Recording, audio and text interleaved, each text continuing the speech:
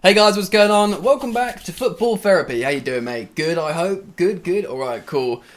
Welcome back to Chelsea News, the daily series here on Football Therapy, where I reflect on what's being said about the Blues, giving you my opinion, more importantly asking for yours. Says Azpilicueta, out the door, Chelsea legend surely. Sule, is he the answer? I want to talk about Frank Lampard to Everton a bit, because I think that's quite interesting, personally. And also want to talk about Christian Pulisic, recently quoted a few things about his troubles at Chelsea, and I want to talk about a couple of polls that I ran, of course, on Twitter and YouTube that are quite interesting, but I want to praise Christian Pulisic. So settle in, get comfortable, please do drop a like if I can get the thing working. Is it working? Yes it is. Please do drop a like if you want to show some support. You're all welcome to subscribe, of course, should you choose to do so. Make sure all noties are switched on. Of course, we are going to be referencing quotes today, stuff on the screen. We've got the double camera setup that I'm really enjoying at the moment, but until I get old. But I love having the main cam to sit and talk and engage with you guys, the viewer, a little bit more intimately. Alright, so let's start and talk about Christian Pulisic, and first off, his quotes away with the US men's national team. He's been asked about his time at Chelsea and it being difficult, to which he responded, "Mentally, it has played on me at times, but I'm always very excited to be on the national team, to enjoy playing with these guys and enjoy the football in general. It has been tough. I haven't always been playing in positions I want to play in," talking about Chelsea here, which is very true. "But I think it's a good quality to be versatile and to play in all kinds of positions and have different strengths on the pitch. I've learnt a lot and I'm ready to hopefully be in a spot over the next few games that I'm more comfortable in." I don't know if he means with the national team or coming back to Chelsea there.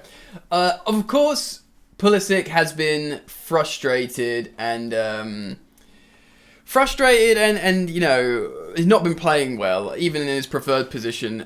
It's important that I note at this point that I think Pulisic is very, very talented.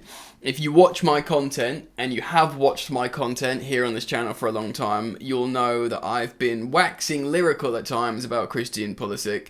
After Project Restart under Frank Lampard, he was like talismanically good for Chelsea, explosive, all the way up to his the FA Cup final that we sadly lost against Arsenal, probably largely because he came off of a hamstring injury after scoring, and of course Kovacic wrongly getting sent off by Anthony Taylor. But he hasn't really been the same since. It hasn't helped him playing wing-back, even though I think he had one good game at right wing-back. False 9 doesn't suit him at all. He just looks completely lost there. People are wondering if he's the one to go. Now, I personally think one of our wide attackers is going to leave. I do. I think it's going to happen in the summer. I think Chelsea have long been linked to alternatives up front. I think they're, whether it's Chiesa or Ousmane Dembele or whatever, I think Chelsea will get not a non-striker, like a wide attacker, and I think one will have to go. So I don't think it's going to be Mason Mount, because I think he's closer to a midfielder anyway, and Tuchel clearly loves him, the club love him, and he's a great player. So you are thinking, likely candidate, Ziyech, Werner, Havertz, who I know he plays down the middle sometimes, Pulisic, and Hudson-Odoi maybe as well, even though Hudson-Odoi is on very high wages, and again, been utilised a lot by Tuchel, played in positions. So I did some polls. I ran a poll on Twitter and on the YouTube community to get general fan opinion on this. Let's take a look here. Here's the one I did originally on Twitter. It's got over 14,000 votes there, 14,159. I explained how I wanted to put Cho in, but I was capped at 4. On Twitter, you're only allowed to put 4 in. And as you can see the results here, Pulisic makes up nearly half of the votes of over 14,000. Ziyech at 15, Timo Werner second with over 31%. Kai Havertz only 5.6%. So the two clear things here is the majority think Kai Havertz would be the least likely to go or shouldn't be considered, and that kind of makes sense because he's 72 million, he's very young, and he's such a talented player. He was like one of the most coveted players in Europe. Like, everybody wanted him. It was like, I've said this on multiple platforms recently. Bayern wanted him, Real Madrid wanted him. You've got Ralf Rangnick, who knows a lot about football, saying Chelsea have just signed their own Johan Cruyff. He's 6'1". He can win headers, but he's not about that. He's about mobility, gliding around the pitch, perfectly two-footed. He's left-footed, but his right foot's an absolute peach as well. At so young, he's such a cultured player, and Chelsea are ultimately lucky to have him. They paid for him, but you can understand why he's the lowest there. Now, Christian Pulisic is 48.2%. Now, I don't think this is people saying Christian Pulisic is bad. We'll get onto this a little bit more. So let's take a look at the YouTube poll, community poll, which is 12,000 votes, and that is Christian Pulisic at 51%. And the similarities here are Kai Havertz is only 6% again, so there's recurring themes, and because there's more than 4 here, I was able to put Callum Hudson-Odoi, who actually got 18%, so it's similar to Timo Werner. But the recurring theme here is Kai Havertz being 6% or in less, and that is across, what's that, like 26,000 votes, 26,000 Chelsea fans, 6% or less think Kai Havertz, so he's the safest. And Christian Pulisic, 51%, so probably on average, like, nearly 50% have said Christian Pulisic would be the one to go. Now, it's important to say, this is not to say Christian Pulisic is a bad player. I think largely this is to do with him needing to play, and if anything, him being a good player and not having the opportunity to play good, which is fair, really. He's one thing you can't fault him for is work so hard. He's been playing at wing back. He's been, he's been playing at false 9 where he's a passenger. It's supposed to be pretty demoralising for the guy. Do you know what I mean? Like, he can't do his best, and he has cooked for Chelsea. He's like 22, 23 now. He's such an icon for the US men's national team. Personally, I think he needs to go somewhere and be the man and play. If it's at Chelsea, great, but you can understand by going through all those players why perhaps he's being selected like that. Of course, the injuries don't help him either. If he makes it at Chelsea, I'll be very, very happy for him and hope that's the case. But then again, I could say that to all the players. I love Timo Werner. I'd love for him to make it at Chelsea because of his character and because of his work ethic and I could make a case for. I went on the Byline podcast with Alex Goldberg when we spoke about this, and we said you could make a very strong case for and against almost every player, maybe except Kai Havertz and maybe like Mason Mount, like I said, for different reasons. Of course, Mount's got the minutes and the stats, but Kai Havertz has got the ability. So, yeah, I wanted to talk about that. I found it interesting. I wanted to reflect on it being, I don't think this is by any means anyone saying that Christian Pulisic's bad. I wanted to sort of look at that and say, I think it's probably because of the situation thing, situationally. Rather than anything else. So let's move on. Let's talk about, I want to talk about Azpilicueta, his replacement, Frank Lampard to Everton. So let's switch cams and get a little bit close. Let's start off with Frank Lampard because I think this is super interesting. He's being interviewed for the second time for the Everton job now. Frank Lampard's a Chelsea legend and he is once Chelsea manager, and this for me is a relevant story. I'm not going to spend too long on it though, but he's being Everton's a massive job. It's a massive club, but it's also a crap show at the moment. If you said to me after he left Chelsea he'd get the Everton job or the Leicester job, because in terms of profile, they're sort of similar, aren't they? I know Leicester won the Premier League and the FA Cup recently, and Everton have won nothing in a long, long time. But Everton are a massive club. They are a massive club.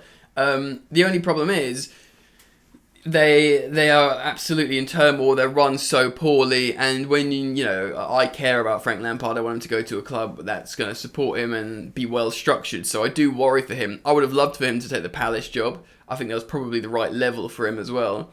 Even if a big championship job, I just want to see him back in the game. But Everton would be a massive job.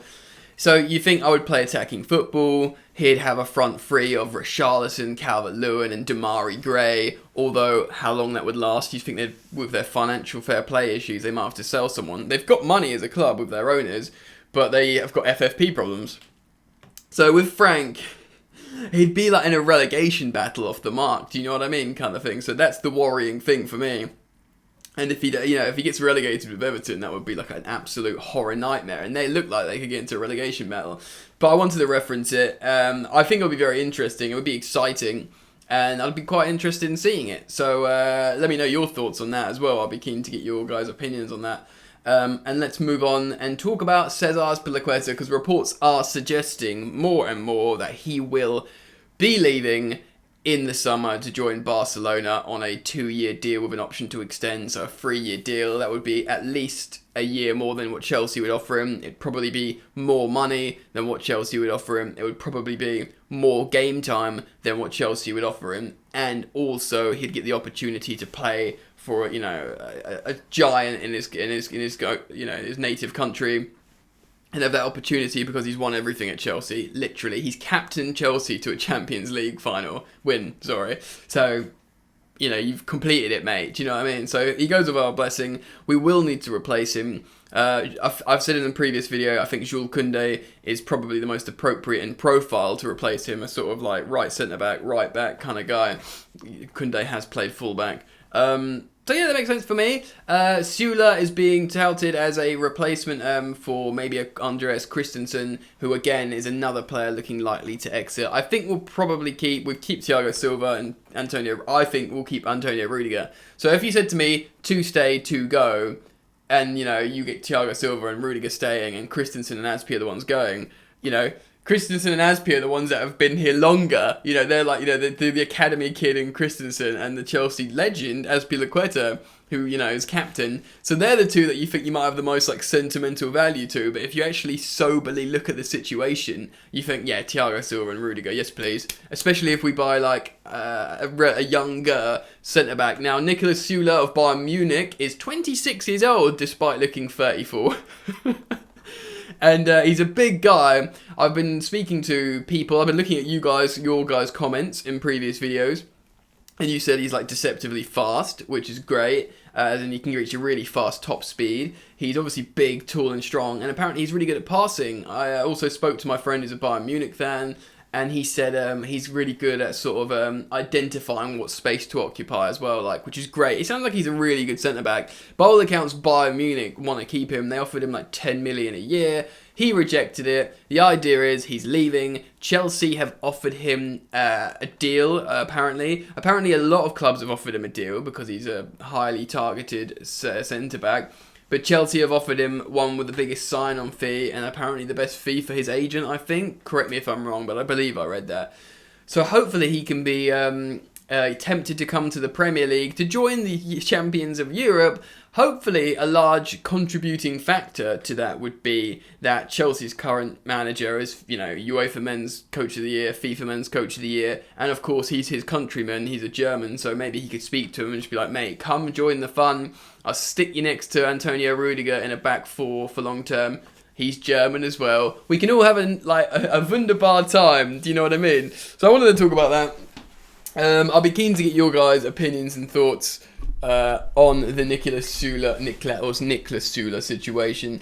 I think it would be a good opportunity, and if we could partner Sule and Rudiger for the long term, I think that would probably be a good option. I'm not going to pretend I've watched him loads. I'm not going to pretend that. So I extend the question out to you guys. Would you be interested in this? So feel free to let me know all your thoughts down in the comment section below. I'm going to wind up. I'd thank you for joining me, and I'd ask you to drop a like on your way out if you're yet to do so. You're all welcome to subscribe, of course, and join the Football Therapy family fun. Oh! Therapy starts with a TH, so it's not quite alliteration. Anyway, thank you guys.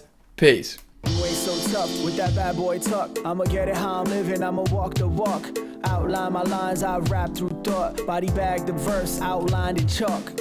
In my life seen trouble, hustle on the double. Silence on the trigger like my pick got a muzzle. Yo, chick like to guzzle, bad boy stay in trouble. I only love this paper, sorry I don't. I laugh me, baby.